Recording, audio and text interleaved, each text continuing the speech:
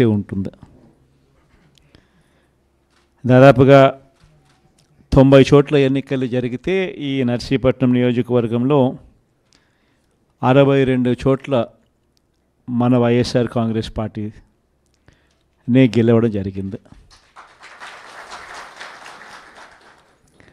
మామూలుగా అయితే జిల్లా వ్యాప్తంగా కూడా చూస్తే ఎమ్మెల్సీ ఎన్నికలు ఇవాళ జరుగుతూ ఉన్నాయి. ఈ స్థానిక సంస్థలలో గెలిచిన అభ్యర్థుల నుంచి వాళ్ళు ఓటు వేస్తే ఎమ్మెల్సీగా ఇక్కడ గెలవడం జరుగుతుంది. అలాంటప్పుడు మన పార్టీ తరపున మన పార్టీ బీఫామ్ మీద మన పార్టీ జెండా మీద మన పార్టీ తరపున గెలిచిన వాళ్ళు దాదాపుగా 600 చిల్లర మంది మన పార్టీ తరపున గెలిచిన వాళ్ళు ఉంటే, తెలుగుదేశం పార్టీ తరపున గెలిచిన వాళ్ళు కేవలం 200 చిల్లర మాత్రమే ఉన్నారు. అంటే మనకు వాళ్లకు మధ్య తేడా 387 స్థానాలు మనకు వాళ్లకు మధ్య తేడా ఉంది. మరి ఇంత తేడా ఉన్నప్పుడు మామూలుగా ఎవరు పోటీ పెట్టకూడదు. ఎందుకనంటే ఈ ఎన్నికలు జరిగిందే ఆ పార్టీ గుర్తు మీద ఆ పార్టీ సింబల్ మీద గెలిచిన వ్యక్తులు ఓటు వేసే ఎన్నిక ఈ ఎన్నిక. అలాంటప్పుడు మెజారిటీ లేనప్పుడు ఏ ఒక్కరూ కూడా పోటీ పెట్టడానికి అసలు ముందుకే రాకూడదు. ఎందుకనంటే మెజారిటీ లేనప్పుడు కూడా పోటీ పెట్టే కార్యక్రమం జరుగుతూ ఉంది అని అంటే దాని అర్థం ఏమిటి?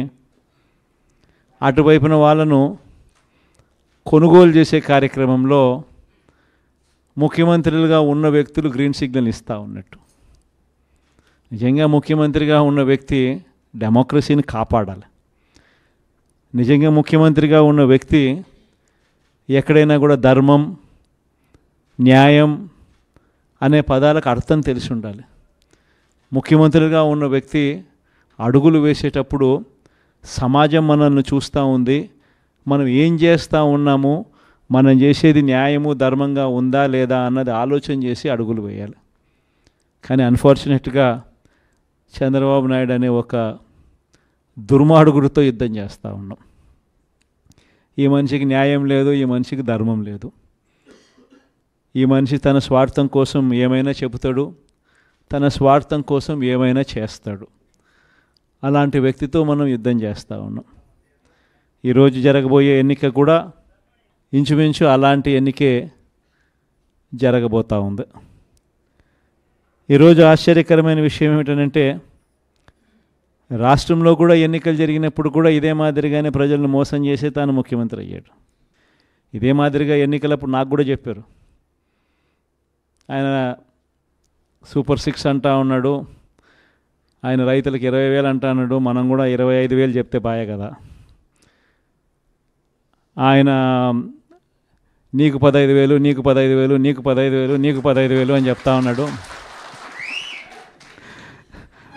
ఆ ఇంట్లో తల్లి కనపడితే నీకు 18,000 అని చెప్తా ఉన్నాడు.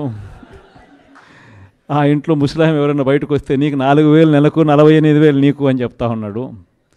మరి ఇంత మాదిరిగా ఈ మాదిరిగా ఆయన ఆశ పెడుతూ మభ్యపెడుతూ మోసం చేస్తూ ఈ మాదిరిగా ప్రతి ఇంటికి వాళ్ళ మనుషులను పంపించి వాళ్ళ ఎమ్మెల్యేల చేత వాళ్ళ మనుషుల చేత ఈ మాదిరిగా క్యాంపెయిన్ చేయిస్తూ ఉన్నారు. ఇంత అబద్ధాలను క్యాంపెయిన్ తట్టుకొని మనం కూడా చేయగలుగుతామా ఎన్నికలు? మనం ఎన్నికలు చేయలేము ఈ మాదిరిగా.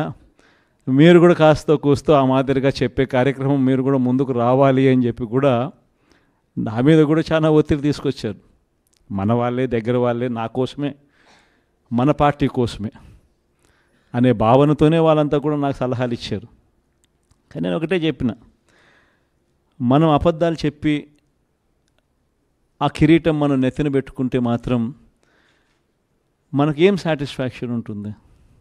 సరే అవుతాము, ముఖ్యమంత్రి స్థానంలో కూర్చుంటాము, అయిన తర్వాత రేపు పొద్దున మళ్ళీ జగన్ చెప్పినాడు అని మీరు ప్రతి ఒక్కరూ కూడా వైఎస్ఆర్ కాంగ్రెస్ పార్టీ అభ్యర్థులుగా చిన్న చిన్న కార్యకర్తల దగ్గర నుంచి మొదలు పెడితే ఎమ్మెల్యేల దాకా మీరంతా కూడా మళ్ళీ గ్రామాలు తిరుగుతారు.